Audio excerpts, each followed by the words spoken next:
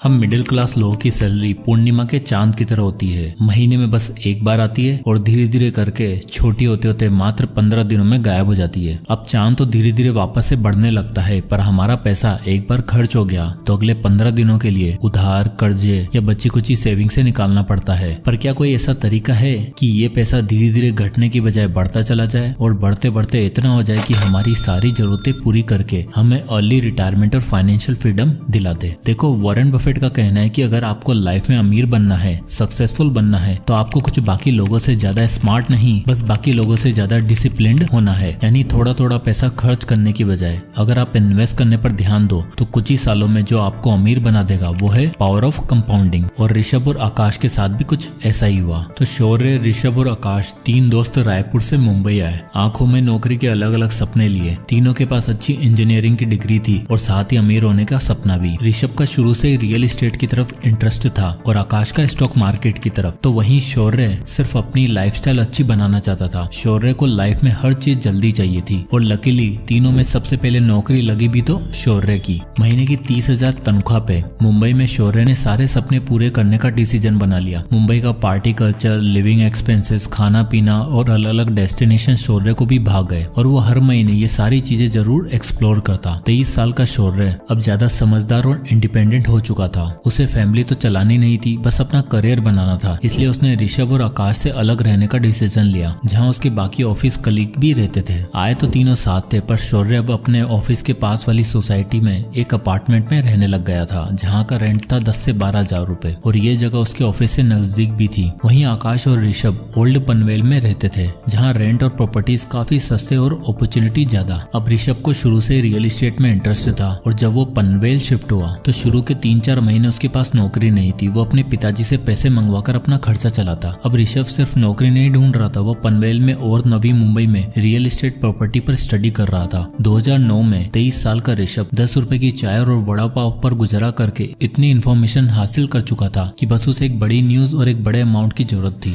ऋषभ को पता चला कि नई मुंबई अगले 10-15 सालों में खूब डेवलप होने वाली है। यहाँ मेट्रो आने वाली है और ये ओल्ड पनवेल भी नवी मुंबई के डेवलपिंग हिस्सों में आने वाला है। तो ऋषभ ने एक रियल एस्टेट कंपनी में नौकरी पकड़ी, जहां उसकी तनख्वाह बहुत कम थी, मात्र 15,000 रुपए, पर इन्फॉर्मेशन का भंडार था। सडनली ऋषभ को पनवेल में एक ऐसी प्रॉपर्टी मिल गई जहां कंस्ट्रक्शन शुरू होने वाला था और वहां लैंड अलॉट हो रहे थे। ऋषभ ने अपने पापा को फोन करके 15 लाख रुपए इस प्रॉपर्टी में इन्वेस्ट करने के लिए कहा और ये वादा किया कि 10 साल के अंदर अंदर यहाँ डेवलपमेंट होने वाला है और हम इसी 3-4 प्रॉपर्टी खरीद के पूरी तरीके से फाइनेंशियली फ्री हो जाएंगे। अब एक इंडियन फादर कहाँ मानने वाले थे, पर कैसे भी करके ऋषभ ने उन्हें कन्विंस किया और 15 लाख रुपए डलवा लिए। साल 2011 में वो प्रॉपर्टी बनकर तैयार हो गई। उसके साथ ही वहाँ शॉपिंग कॉम्प्लेक्स, हॉस्पिटल, स्कूल बना। ऋषभ ने वो प्रॉपर्टी रेंट पर डाली और 2% का रेंटल यील्ड निकाला। अब ऋषभ की प्रॉपर्टी का दाम बढ़ते जा रहा था और शुरुआती 5 सालों में उसकी प्रॉपर्टी ने रंग दिखाना शुरू कर दिया और 5 साल में उसकी प्रॉपर्टी की वैल्यू 30,17,000 हो चुकी थी और उसे मंथली 60,000 रुपए रेंट आने लग गया था। साथ ही उसकी जॉब भी अच्छी होती जा रही थी। ये दिखाता है कि ऋषभ ने पैसा कमाने से भी पहले उसको ऐसी जगह इन्वेस्ट करने के बारे में सोचा जहां उसको फ्यूचर में इनकम आती रहे। वहीं दूसरी तरफ शौर्य 2011 में 25 साल का हो चुका था और अब उसकी लाइफ पूरी तरीके से चेंज हो चुकी थी। उसे मुंबई की फ्लैशी कल्चर की आदत लग चुकी थी और अब वो लाइफ के बड़े बड़े परचेज बिना कुछ सोचे समझे करने लग गया था। 50,000 सैलरी होने के बाद और 3 साल नौकरी करने के बाद शौर्य हर वो काम करने लग गया था जो उसके कलीग किया करते। उसके दोस्तों ने गाड़ी खरीदी तो शौर्य का भी मन हुआ कि अपनी गाड़ी ली जाए। भाई साहब शोरूम में जाते हैं और इन्हें पसंद आती है 6 लाख रुपए की सीडैन गाड़ी। अब 6 लाख रुपए एक साथ तो नहीं थे, तो बनवा ली EMI।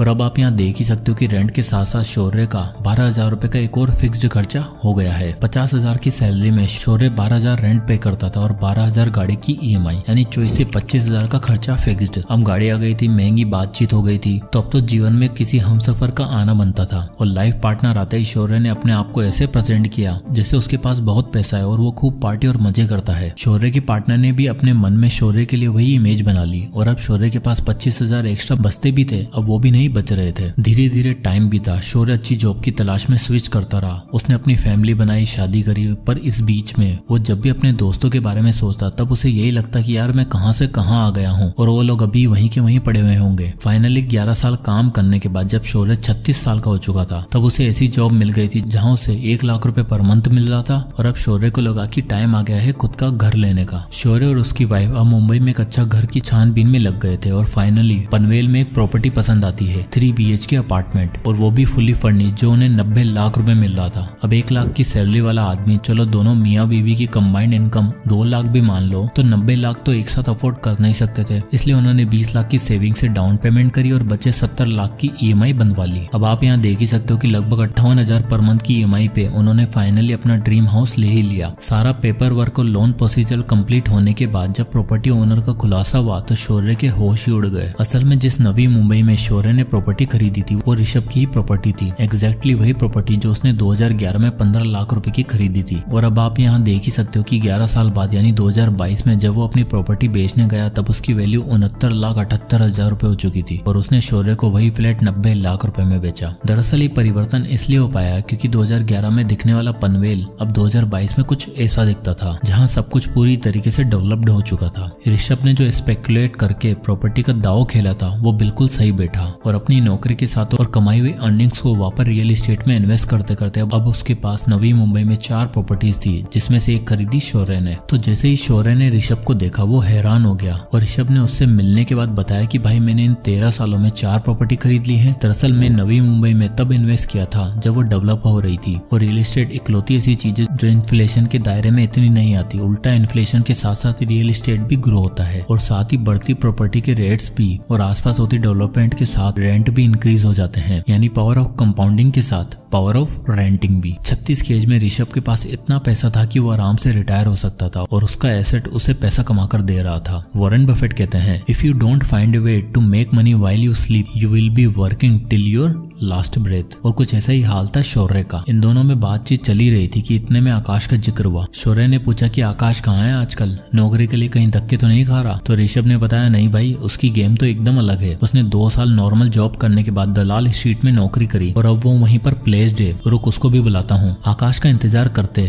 शौर्य और ऋषभ दोनों एक होटल में बैठे हुए थे। तभी आकाश एक ट्रू जेंटलमैन सेंस में अपनी गाड़ी से उतरता है और दोनों से बड़े दिनों बाद मिलकर बहुत खुश होता है। आकाश का सिंपल वे ऑफ लिविंग देखकर शौर्य पूछता है कि भाई तुम्हारा क्या हाल है, लाइफ में कुछ हुआ कि नहीं, पैसा रुपया कमाया कि नहीं ढंग से? इस पर आकाश बड़ी ग्रेसफुली रिप्लाई करता है कि भाइयों बस अगले 5 सालों में रिटायर होने वाला हूँ। शौर्य मन ही मन सोचता है कि एक साला रिटायर भी हो गया है और एक 5 साल बाद होने वाला है और मैं अकेला अगले 20 साल तक घर की EMI भरने के लिए काम करूंगा क्या? आउट ऑफ क्यूरियोसिटी शौर्य पूछ ही लेता है कि भाई 5 साल में कहीं लॉटरी तो नहीं लगने वाली? इस पर आकाश उन दोनों को अपनी लाइफ स्टोरी बताता है। कहता है कि मेरी कोई लॉटरी नहीं लगने वाली, बल्कि मैं सेविंग्स रूल और कंपाउंडिंग रूल की मदद से पैसा कमाया है और अब इतना हो चुका है कि बस 3-4 साल बाद रिटायर हो जाऊंगा। तो आकाश कंटिन्यू करते हुए बताता है कि हुआ यूं कि मेरी पहली नौकरी लगी एक ट्रेडिंग कंपनी में एज एन IT टेक्नीशियन। वहाँ मेरा काम तो अलग था पर मैंने स्टॉक मार्केट के कुछ दाव पेच सीखे और अपनी 25,000 की सैलरी में से कुछ पोर्शन सेव करके इन्वेस्ट करता रहा। इन्वेस्ट करने के लिए मैंने जिस सेविंग मेथड का यूज किया था वो था 50-30-20 रूल। मैंने 25,000 की सैलरी में से 50% हिस्सा अपनी नीड्स के लिए रखा, 30% वॉन्ट्स और एंटरटेनमेंट सोर्सेज के लिए और बाकी बचा 20% यानी 5,000 रुपए SIP के थ्रू इन्वेस्ट किया। आकाश ने बताया कि उसे सबसे पहले मार्केट के बारे में सीखना था और इन्वेस्टमेंट के लिए जो सबसे बेस्ट चीज थी